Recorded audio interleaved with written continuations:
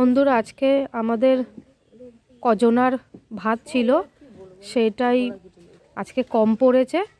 তো একজন অসহায় মানুষ খাবে বলল, তাই আমরা ভাবলাম একটু মুড়ি কিনে দিই। আমাদের কাছে তরকারি আছে, সেটাই আমরা একটু দিচ্ছি।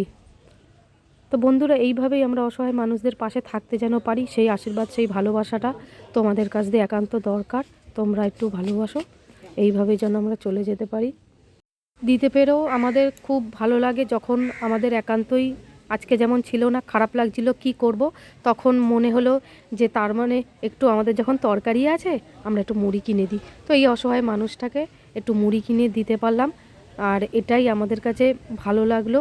আমরা এইভাবেই বন্ধুরা আমাদের পাশে থাকবেন, আমাদের সাপোর্ট করবেন, আমাদের একটু ভালোবাসা দেবেন।